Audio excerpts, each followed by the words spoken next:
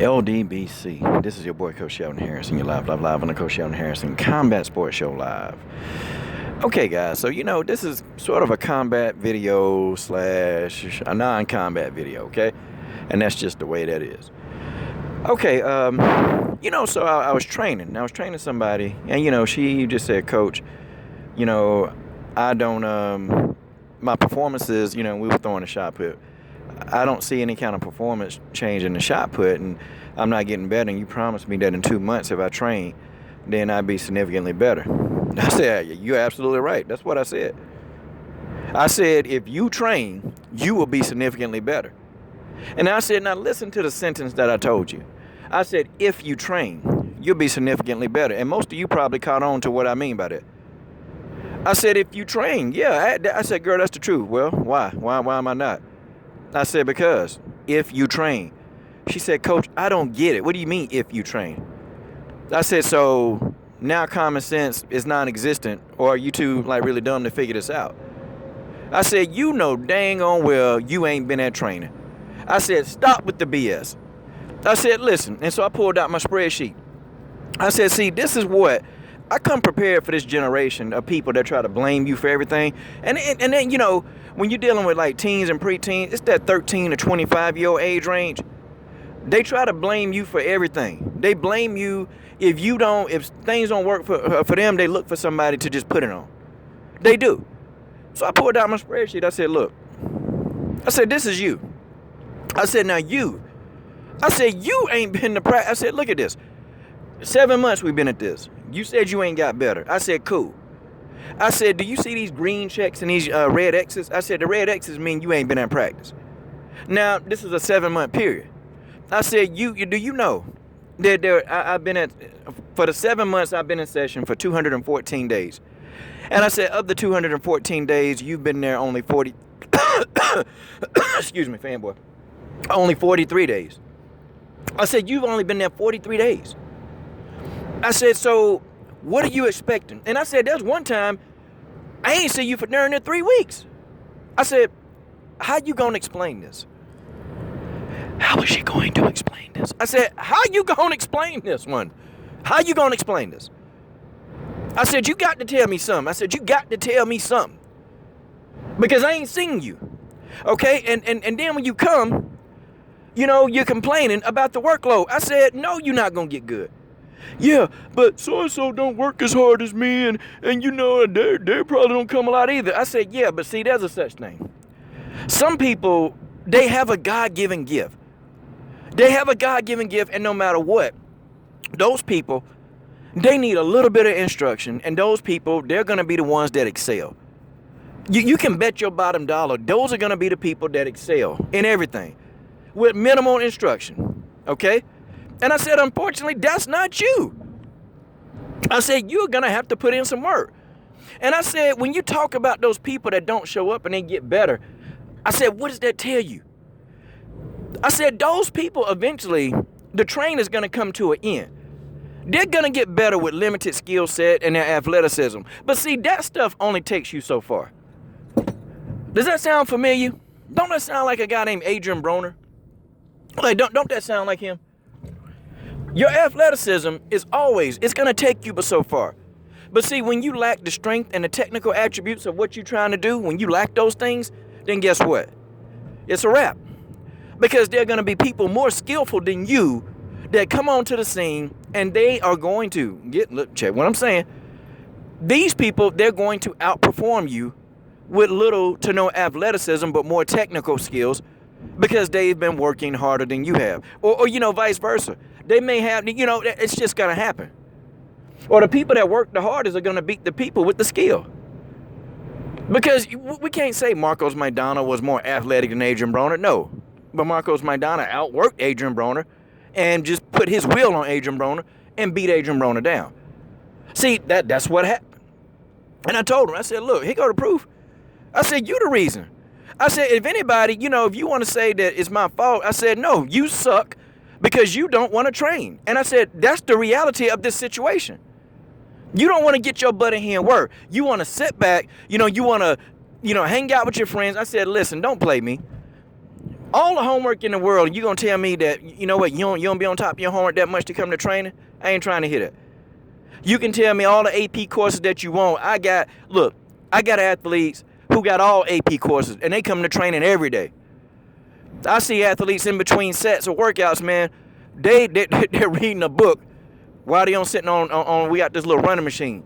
They reading a darn book while they on the running machine. They still get all A's, but for some reason, you know, all your teachers, they just putting the work on you so difficult that you can't handle it. I said, stop. See, what I did was I disarmed that person and took away every excuse she had. And that's what you got to do to these young people, man. This stuff it's got to be on them. It got to be on them. The responsibility got to be on them. No, yes, your responsibility. Your parents gave you a car so you can get around, but you choose not to be where you're supposed to be because guess what you want to do? You want to hang out. You want to be a kid. I said, cool, be a kid. I said, but don't think that, you know, you're going to get a full scholarship trying to be a kid. It's not going to happen. You're going to have to disassociate yourself with some of them people you call friends and get in here and get your work done. I said, but listen, this not my senior year. This is yours. You're the one. I said in the summertime, I don't understand how you don't have time to work out in the summer. There's no school. I said, you missed most of the summer doing some BS. And I told it right to her face. I said, I'm going to tell it like you want. I'm going to tell it like I said. And if you don't like it, tough. I could care less if you like it, but I'm going to tell it to you anyway. And that's just the way that is. See, athletics. People always say, well, you know, that person a beast. Yeah, you can be a beast, but you ain't got no beast-like behavior. No beast-like behavior. And then, you know, when we sitting there training, the kid can make 4 mistakes. I'm like, you know, and I said, listen, I ain't finna give you a motivational speech every time. I said, pick up the ball, get back in the circle, and go. And shut up. Stop talking to me about why it didn't work. Just shut up and practice. It's a practice. That means you keep doing it till you get it right. Coaches critique. They critique. They tell you what you're doing wrong. They don't sit there and tell you, oh, it's good. No, it's not good. No, you messed it up. Now get in there and do it again 100 more times until it's right. That's how I run practice. I don't play with them. And see, that's how some of these trainers, they need to get. You know that fighter that's always losing and somehow they just happen to just lose and they give you this impression that they working hard, but they really not. They don't listen. And then you have some athletes. They understand what you're saying, and you can just put them over there to the side and say, okay, I want you to do X, Y, Z. They doing X, Y, Z.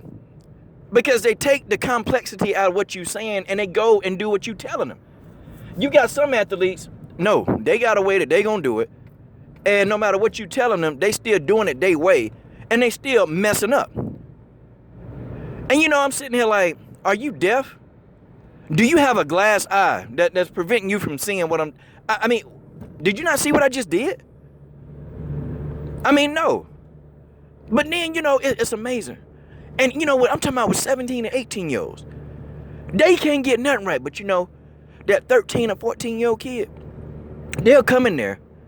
They will mimic what you do. They'll do everything you do, and then they'll get it right. And it's amazing that the younger, and I try not to deal with the young 13-year-olds too much more, but I think I'm going to have to start changing my policy because this 13-year-old boy, he said, Coach, is this the way I do it? And then he did it. Look, the kid saw it one time. He went over to the side and started just doing it. And then he said, can I try it? So he got in, he did his full technique. And if y'all know anything about throwing implements in track and field, you know it's technical. He sat there and did it. Boom. It worked. Now, here's somebody over here who been trying to get this for 7 months. 7 whole months. For 7 months, they've been trying to do the same thing. But they ain't been dedicated. They don't listen at practice. They don't do anything. And now they want to be an all-star. They want to be a beast at their craft. It's completely laughable, y'all. It's laughable. It's very, very, very laughable. Whoa. It's extremely laughable. And that's what I say. It's so laughable that people want what they want. They want everything they want, but then they don't want to do what it takes to get what they want. And that's the thing, man. And it frustrates you. And I'm like, don't y'all, you know what, are you frustrated? It's a practice. I said, if you don't shut up and grab the and do what I told, I said, bye, go home. See, that's what I do. I don't sit and play games with these people who look for these excuses. I get in their behind. And some of these trainers, I notice some of these guys, they not getting in these fighters' behinds, man. They not doing that. And these fighters, a lot of these guys not listening. But we're dealing with this younger generation. We're dealing with them. And when you deal with them, there's a degree of them they don't listen. And they always distracted, man. These athletes, they're so distracted. Like, can't none of them put down the phones or none of they can't put this crap down to go take care of business. They can't do it. And it's almost like, okay, I'm throwing my hands up. What? Are you serious? Buddy. If you deal with anybody, if you're a trainer, don't be no scapegoat for somebody who don't listen. They don't put in the effort. They don't show up most of the time. Don't be no scapegoat. Because they'll have you thinking that you ain't doing good enough. Man, please, I got 100%. What I teach work 100% of the time. I tell people that. But you got to be here. You got to show up. If you ain't showing up, then, well, it ain't working for you. And that's just the way that is. I'm done.